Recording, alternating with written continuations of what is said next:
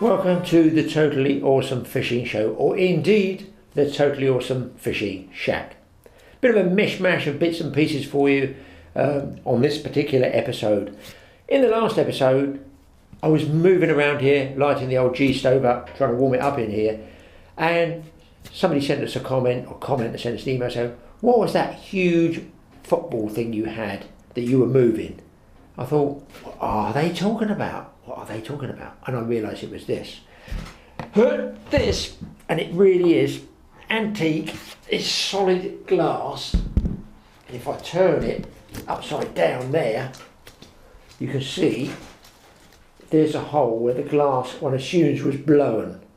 Now, I don't know what this weighs, but it's many kilos, and it is encased in this antique rope there. Now, the story behind this is, it is a Japanese net float or long line float from years ago. And I found this, believe it or not, when I was bone fishing on one of the flats out in Bermuda. It was washed up on the shore many years ago. Well, in those days you could take pretty well whatever you want on the plane. I used to take 80 wide reels, 15 marlin lures in my hand baggage and everything, you know. It was just the way it was. And then things started changing. Now you can't take a pencil sharpener on board. They think you're going to take the plane somewhere. Do you know what? I bought this back from Bermuda. Wait for this. I managed to squeeze it in the suitcase. So the suitcase had hardly any clothes, just around the edge, and it was ballooned over it like that. But I bought it back. Obviously it's an antique. It's worth something to somebody, obviously, as antiques are, but it's worth something to me just by pure interest that it is a Japanese net caught float. So I'm told. So that's what it is. The gentleman that asked, what is that huge ball-like object? That's what it is there.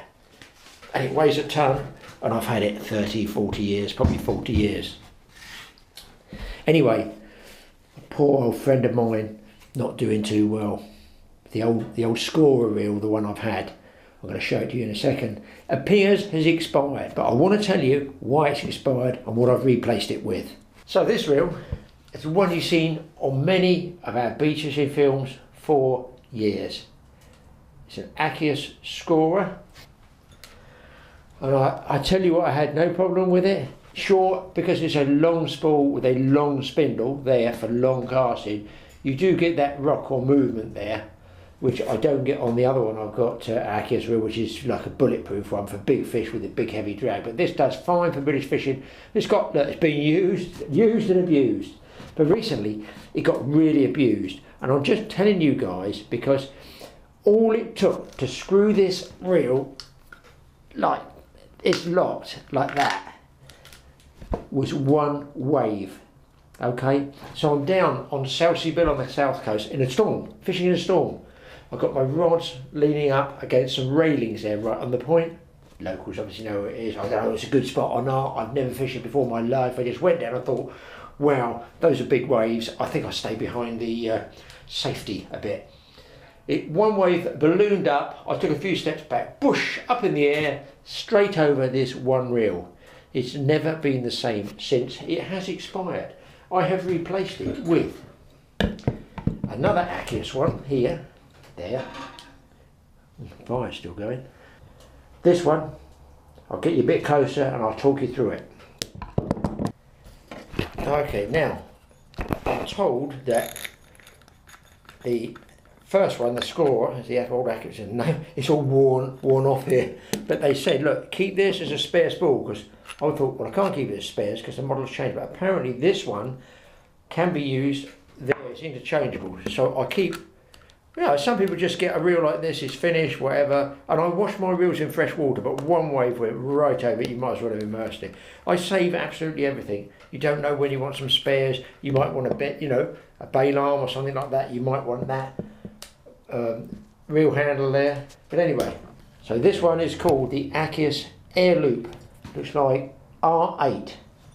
Okay, so it's a similar reel. To be honest, out of the two handles, see, this is a ball handle. I don't have monstrous huge lumberjack hands to clamp on that and crank away. Sometimes you just want to wind with these 2 to 3 fingers there gripping, and I quite like this handle, that shape, the old school handle, because look, I can do it with 2 fingers. I can also, if I do get a big fish, lock round there like that and really crank on it like this. So it's an air loop R8. I'll tell you exactly what it takes line wise. It says on the rim of the spool 0.32 mil, it takes 320 metres. Doesn't tell me the pounds unless it's on the other side. 0.35 mil diameter takes 300 metres, and 0.40 mil it takes 250 metres. It comes with a spare spool. I'll tell you what that is in what I call English. 350 yards of 12 pound, 330 yards of 15 pounds, 275 yards of 17 pounds, and the ratio is 4.1 to 1. Now it comes with a spare spool, okay, but I thought, man, one of these is deeper than the other, the spools. So I mailed Simon at Akios, and he said, I said, is it possible you use one for braid and one for mono? Because braid is finer, and you don't need miles and miles. It's only 500 yards of braid. I'm not casting that far. So I'm figuring the red spool here is deeper. I'm going to use that one for mono. And this one says it takes, I'm going to go in pounds, 300 yards of 12. And this takes 350 yards of 12, so it takes obviously less. 270 yards of 15, 230 yards of 17, and that's it. You might be able to see if I hold those two spools like that, the difference in the diameter. This is a shallow spool, this is a deeper spool. I'm going to load this one with mono. I'm going to put on there, just so you guys know. Cheap as chips, or it was. It's called Storm Pitch Black. No, we don't sell it, it's just what I've got some spools left over. Professional copolymer, super tough. Made in Korea, who knows, £20 test. Now that's, diameter, some people know, that's 0.40. So that spool is 750 yards, so I'm going to get plenty on there that's going to do me because I don't cast 275 yards. And then for the braid on the shallow spool, I'm going to use this Sidewinder Silk Premium Braid. This for is 0.26, takes 250 yards. So that's £40 braid, so thereby I'm not pendulum casting, I won't use, need to use a shock lead or anything like that. So that's 0.26, you can see how much finer it is, 250 yards, and this, I'm going to call it the braid spool if you like, takes 270 at 0.32. I'm going to have to back this up a bit. So I keep everything, I don't throw anything away. It says maybe there's 60 yards left on there of £40. I just put it like that, I just mark it up myself, and I've got some spare. And I've got a tree, because the garden's quite long, it's about 180 yards long. So I got two marks from the garden seat to the willow tree is 50 yards exactly. So I just go around that a couple of times, I know how far to go. I'm going to put this on as backing, and then I'm going to notch it to this, so I got the 250 yards on, and see where I get. If it's still below the lip, I'm not too worried, because I don't like overfilling braid, and they tell me if you cast with it, you want to cast with it wet on the first cast. That's what I'm told. Let's get these guys filled up. So two ways of filling. You can fill off the end of the spool, but you could put twists in it. You've got to work out. It doesn't actually say on most spools. Some guys like to wind it off the end of the spool. One way we'll put it on straight away without kinks. The wrong way we'll put twists in your line. So I don't bother with either of that because it doesn't say on the spool. I get something like a pencil through there. I put it between my feet. I'm going to sit over there in the chair. I can tension it on the floor or wherever I want. I'm going to put the line around the back of my neck under my collar, turn my collar up, so I maintain some tension. I don't want it on too tight, I don't want it on too loose, because if you wind this on tight, mono stretches, so it'd be on, imagine winding a rubber band around the tip of your finger, it goes off like that. And I always think, if you wind it on really tight, the first cast, snap, away you go. Let's get this, I just do it like that.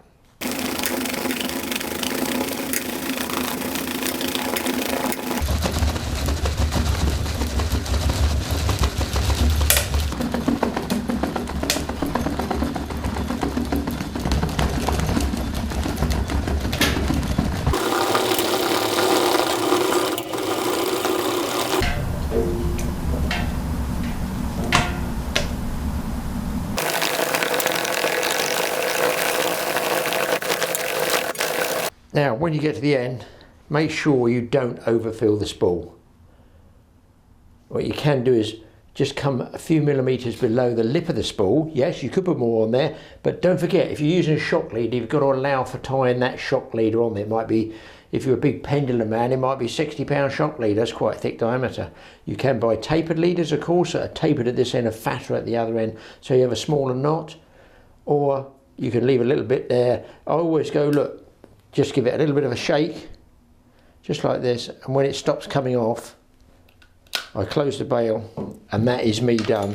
I consider that's, you know, enough. That's certainly, by the time I tie a shock leader on, cut that off. I'm going to put a shock leader on. I'm going to show you a little tip on a shock leader in a minute. It's just my way of doing it. So there we are. That one is loaded and ready to go fishing. Well, except for the shock leader, which I got tired. You just said you'd do that, Graeme, and you haven't done it, you stupid child. Next is the shock leader.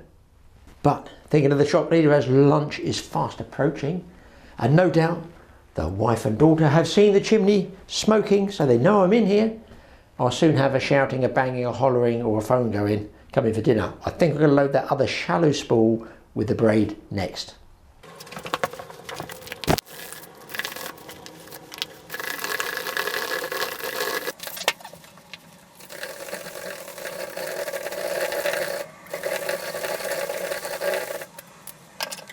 Well, I've got the spools loaded, and I've actually got myself a third spool, so that old Seastat reel hasn't been wasted. As I was told, this fits the same one. So what I've done, I've loaded that up with some £50 mono that Wayne gave me that was on his reel. It's quite a fine £50 mono, and he uses it for thresher shark fishing. And so we were both a little bit bothered about the diameter on it, but it says it's £50, it's more than enough. So I feel that, so if I go boat fishing at any time, I've got this. But also, if I'm doing inshore conger fishing, I've got £50 straight through. I've also got there, little tip you will find, on the spools, I'll just show you. It's all for beginners, you know what we're like, shake some liner.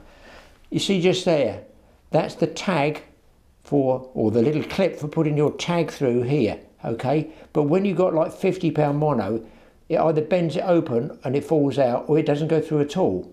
So the other way to get around that is to put your line all around there. Get yourself a rubber band, tie a small knot in the rubber band.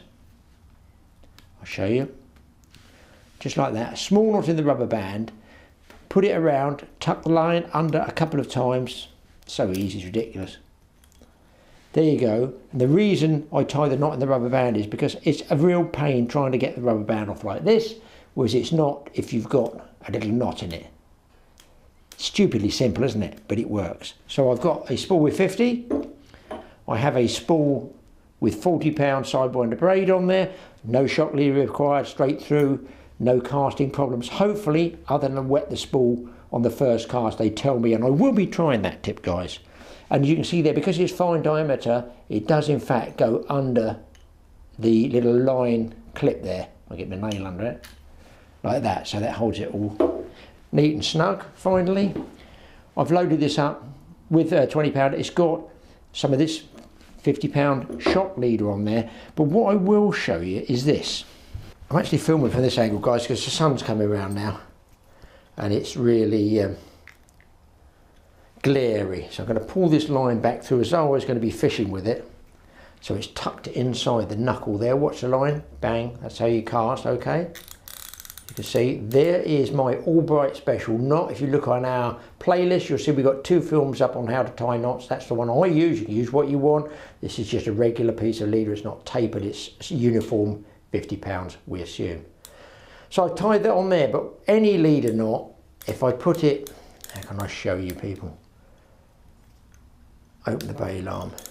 If I put it near the top of the spool, when I'm winding in, and this line comes around like that, now watch how it catches just there. Can you see it can catch against a knot? Crack. So what I like to do is loosen the drag. When I've wound in before I cast, right, I get the line down the bottom of the spool like this with my, and I do this manually. It takes 20 seconds. I just curl it around there manually, not overlapping it. Do that up a bit. Say about 4 turns, that's all I'm going to get. Now then, when I shut this, I twist it to there, you can see the knot is at the bottom of the spool, so when the line goes flying off like this, it's flying off underneath my fingertip, bang, bang, bang, Here comes the leader knot, bang, it's all clear, and there's just plain line behind it. That's just my way of doing it. And obviously these have neat line lay, but the chances of getting it, if I show you this, if you see the line lay, how am I going to do this? Like that.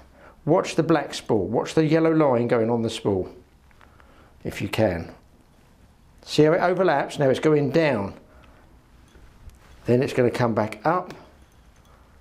But of course my knot is buried in there. That's why I like to tie and leave my knot at the base of the spool. It's just a tip, then when you cast, you hopefully don't get any tangles. Right, onwards and upwards. Reels are loaded. What else can we talk about, people? What else can we talk about? By the way, you can still use that rubber band over the spool here. You know, because you've got the shock leader, it's not just the thick line there, and you can use it on the actual spools of line as well. I've run out of rubber bands. I've taken the 8 rubber bands off my wallet as it rarely gets used.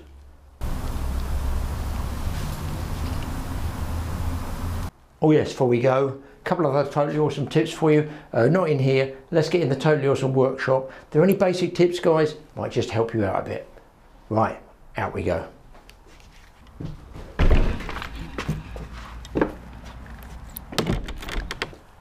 Well, this one might seem pretty basic, but the last beach trip I had, I got absolutely soaked and I packed up in the wet. Now you just throw the gear in the car, don't you? And you just want to get home and that's it. Really tempting, and you've put everything away wet. Don't. Even though this is whatever it is, nylon, my little bivvy shelter thing here, it is put away wet.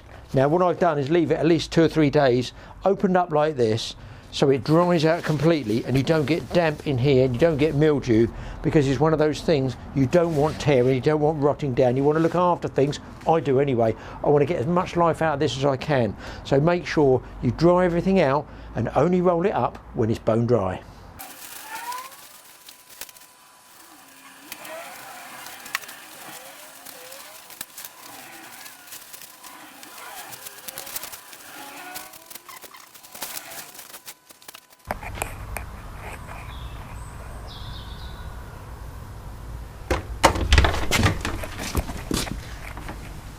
Okay, right, salvaging leads. We all must have had, let me show you, this at some stage or other.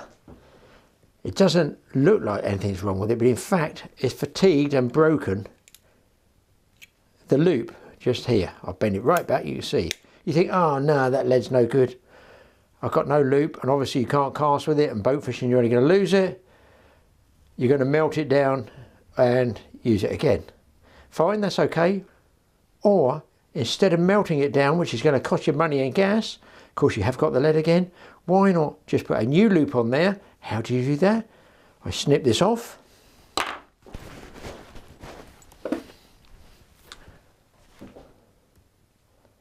I just snip this end off. Pew, that one went well. Then I'm going to crush what's left of it in a vise. You can do it with a big club hammer and make it flat. Let me show you what we're going to do. Fortunately, in the Totally Awesome workshop, we have a big vise. Rather than the edge, if you have a smaller vise, that might expand and not get the pressure. Most of the pressure is going to come in the middle. You want to go down about, say, ½ an inch. You can do it in stages even. Look, like this. Just gradually. All you're looking for is something flat in order to drill through. All will become apparent. This saves melting any leads whatsoever. And lead obviously is very soft. Now you can see that's nice and flat. I'll give it one more tweak. It's an old vise, belonged to my grandfather and father. Okay, so a little bit rough around the edges there. Okay, I've got a little hammer. I'm going to tap that round. All little small tips. So just take those, just round the edge there a bit. You can flatten the whole thing. You can actually flatten the whole thing with a hammer if you want, but I find the vise is easier. All I do then is I get a centre punch there. That's a centre punch for those who want to know. Go in the centre of the lead, one tap. That basically just gives you a pilot hole for your drill to start so it doesn't skid off to the side. Now, I open the vise up just so the drill can pass through there. a drill of predetermined size and just holding that there.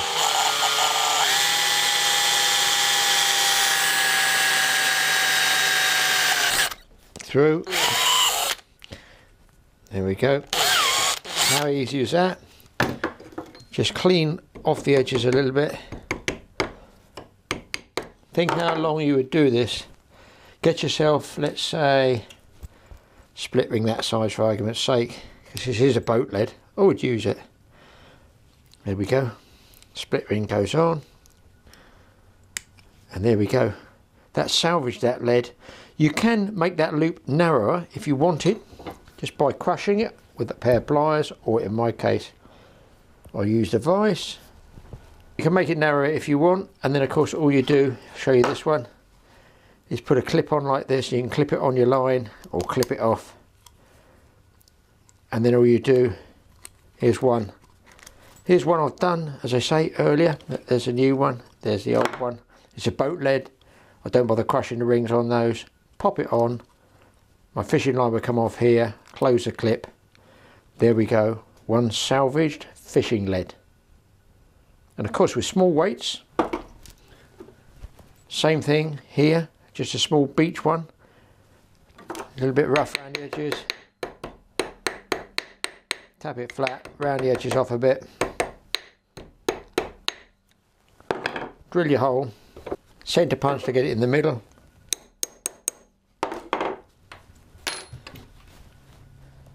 Now you'd think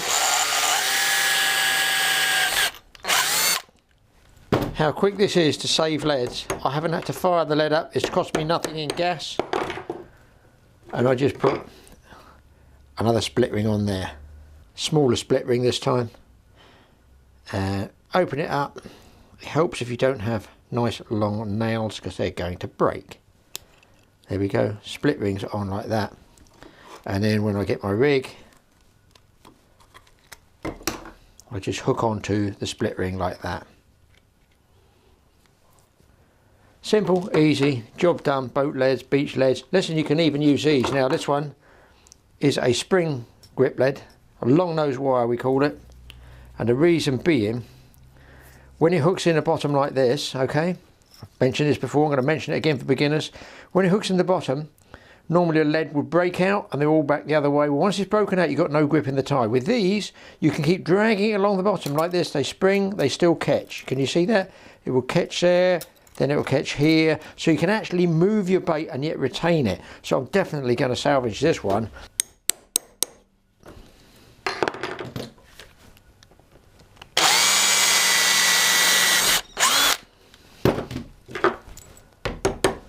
Of course, you can even tie some wire there, make a wire loop if you wanted. So there you go, another one. Tidy that up a bit. There's another one there, ready for a split ring and to be used. 3 leads salvaged in no time at all. I haven't had to melt it with any gas at all. So 3 leads salvaged there. Boat lead. Of course you save all your old split rings. One for lobbing out generally, shore fishing. Beach fishing all up tied in with the springs on it. Just got to get another split ring on there, I've got loads of them. And do you know what? I think it's time I went and did a bit of fishing. Let's go.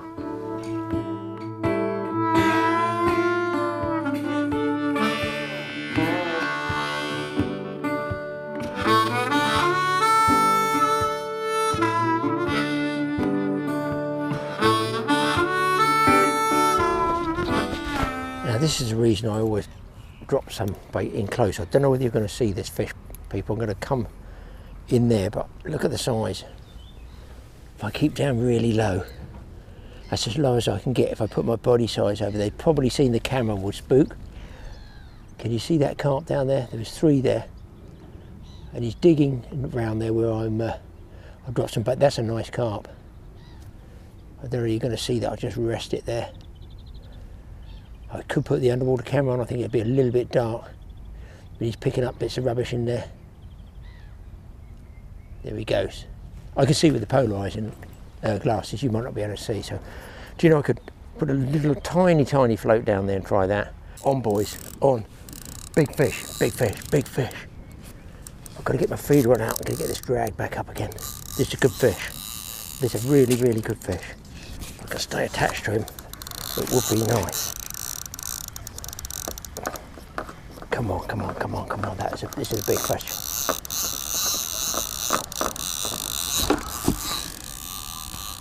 Let's just drop, man alive.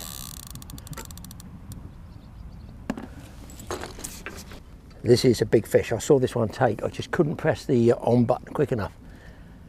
I'm hoping I can wear this one out. It's a common. I saw it as a common. Now, normally, I've got to, oh man, he's got me out a long way. I have to play this like I was about to win a match or something like that. Hopefully I can stay attached to him. It's a good fish. Ain't no question, this is a double, I'd say. Oh, he's banging and banging and banging.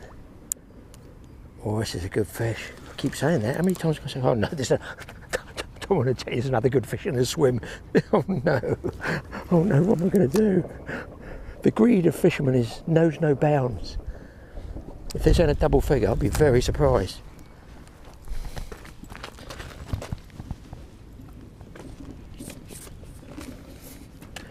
Hopefully. I might be able to get this one in for you. If I can, my beauties, I will. Trust me. I'm not going to haul ass on this. The rod's buckled over. Thank goodness I got that. Oh God. Thank goodness I haven't got the soft tip. Got the, oh yeah, it's a nice fat one. It's a nice fat one. Come on, baby. You're not going to see it with the camera angle there, because I'm not moving it. I'm definitely not moving it.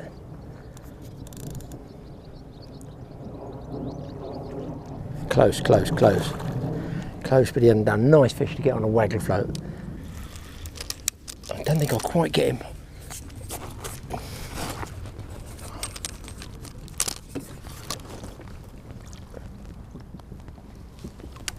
I didn't get him in. I got him. Oh, what? Oh, what? It's a lump. Christ almighty. This is a big fish. That's got to be double, big time. 15.6, boys. I told you that was a good fish. Bring that down a tad. I do love it when a plane comes together. 15.6. Wackadoo, that's a big one. For me anyway, on that type of gear. Beauty. Let's get this one straight back. A really nice fish, that one. Gone. Oh, result. Well pleased with that fish, people. Another one's moved in, but I can't really fish. I'm trying to set that camera. Look, I can catch a fish, of course I can catch a fish, but I want to try and get you some sequence of stories, if you like, so you can see and perhaps learn different techniques and tips. So I miss a lot of fish, and that's what's happening here. There's a fish there now, but I'm going to have to put the head cam on. I can't keep going to this pole cam because there is a fish going in there. My problem being the sun's gone right round here. It puts me in a line and they can see my shadow. I need the sun behind me to see where the float's going, to put the float in front of a fish.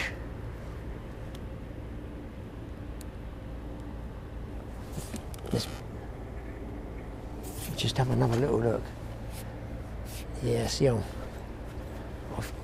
You might be able to see just over that bush.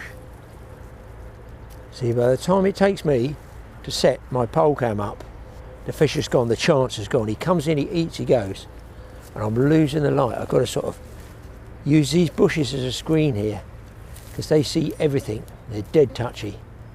And I just need to lower. I've got plenty of bait in there. And if they come in, they are scoffing it. Okay, I'm just going to leave this one here for a minute and see if he comes back. Well, there's not much going on over there. Whoop. Oh, there's going to be something going on over here. Oh, a fish on. I was actually sort of daydreaming, looking up there then, looked round and thought, no, if that had been a quiver tip rod, it would be pulled right round. I would have seen the white against the tip against the sky and the green over there. So I was sort of kind of lucky there to get that fish. I could easily have missed that one.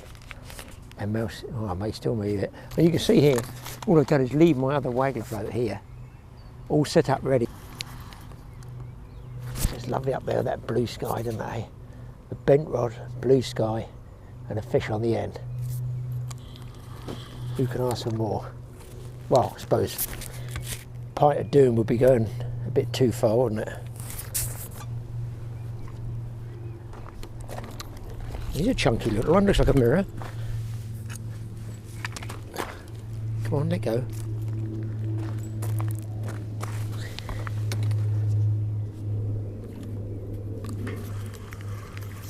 Here we go, here we go. Go on, back one just in case. No, it's not a mirror actually, it's a common, another common. Let's hope he gets all his scrapping out of the way in the water.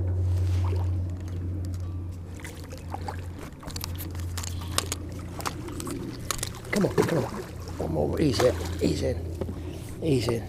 Yeah, fish about. Calm down. £6, I'm going to give that. Big fish down there, guys, big fish. Come on, Jesus. I didn't even see the flow go. I'm switching the camera off. Oh, certainly on. That was an unbelievable take. He's digging, digging. It's big. I didn't quite see the whole size of the fish. There's last that £16, but this one is a good fish. I don't think it's as big as that. But it is a very good fish. Just by the shape of the body that went. He's taken a little bit too much line for my liking. I wonder if he might be winged or fouled or something. Get the occasional kick here. As I say, I didn't see the float go, I just saw a big swirl. Fish bolt away. I guess I just got to take my time with it. Tell you what, I've got a low battery, guys. I'm going to ping this off for a second. Lost him, boys. Something's gone. Something's gone. Pinged off. I've got a feeling that might have been fouled the way he cranked all the line off. Hopefully I've got my float back. I got it all back, just pinged off. Not even a scale on the hook. A good fish that was. Probably 14s. But there you go. Oopsie. I've got him on the float. I decided to bring this other rod in because it was in the way. And it looks like I've got this one on. Now I'm going to sit down for this one. He's either a very good fish or he's winged again or something. That is the problem, margin fishing. Unless you see him take the bait. No, he feels okay. I think he's untangled. I think he got the line tangled around his peck. That's what happened there. Anyway, I'm going to ping off for a second, boys. No, I don't mean ping the fish off, I mean ping the camera off. Oh, he's pulling. Wow. That can't be right. That's too much power. Too much power there. I think he might be fouled somewhere. Let's ping it off and play him out properly. Oh, I'm locked and loaded on this one, boys. Good job I'm sitting down, he probably dragged me out across the water skin. It's just twanging, very, very funny twanging.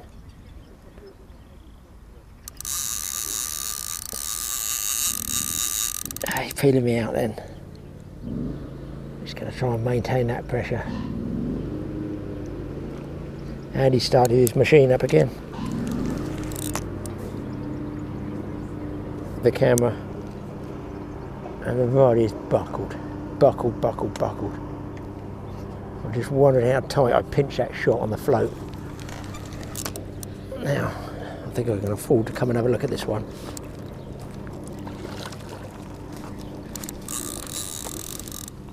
Oh Christ, I've got my own swim feeder now. Look. What an angler. I've hooked myself.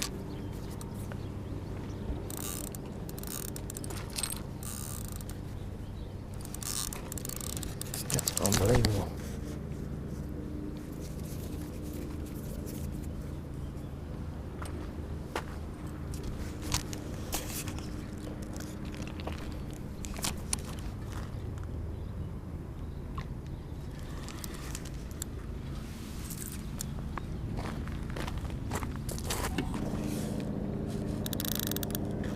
way too powerful. When the rod comes back, I get quite a twang. You can feel it twanging somewhere. So normally when a fish is wrapped up, but we'll have a look. Oh no, no, no. Oh, it's a big common. Oh, no wonder I'm getting the twangs.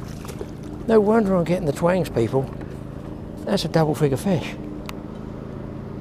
Oh my God, that's got to do 2 in an afternoon. No wonder. Come on, babe, give me a break. Just roll, just roll. Just roll. This is one strong fish.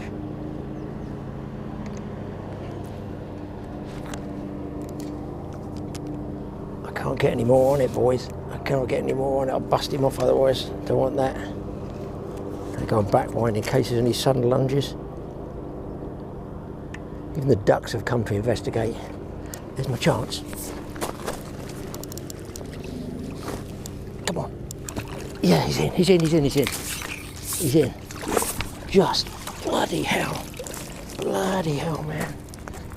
Jesus. The size of this thing. El Lumpo. Look at this one. Look at the size of the tail on that. Where's my weigh bag?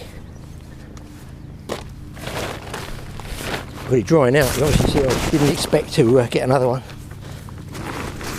It's a biggie. It's another biggie. It's 17 pounds. 17 pounds. What? There you go. That's as good a shot as I can get, guys. That's a heavy fish hold. 17 pounds. What a cracker. On a float. On the float, in the margins. There we go. Wowee. That is one fat, big carp. 17 pounds. Off you go, man. Beautiful. I forgot what the other one was. What was it? 15 something? Well, that was some great fishing action. That was fishing in the margins, which you must never neglect. I mean, I'm only on a float and an Avon rod. There's nothing like seeing that float dither and then gently slide away. No, I think a couple of times I didn't see the float even go. I think the rod nearly got taken out of my hand. Fishing in close like that with fish like 15 to 17 pounds, that is about as good as it gets for me float fishing. Brilliant. Hope you've enjoyed this little film, but I've put together one. Now I've got some other clips. Well, I'm clearing out all my clips now. I've got some really nice, I'm going to call them country type clips. I've got birds, I've got wildlife, all the stuff that I do when I go around the garden here, or indeed out with Mike doing the bushcraft for TA Outdoors. Lots of little clips. I'm going to try and put them together like a little montage for you, and at least, you know, you've got something to watch. Eventually, I'm going to delete some of the shots out of all the different hard drives I've got backed up, but there's some really interesting stuff in there, and some of you older guys I know, I'll be able to take you back in time. We'll see you in the next episode. Thanks for watching the Totally Awesome Fishing Show. Don't forget to hit buttons on both TA Fishing and Mike's TA Outdoors. We'll see you next time. Hopefully, it'll be in a nice toasty tackle shack cabin like this. Well, to start anyway.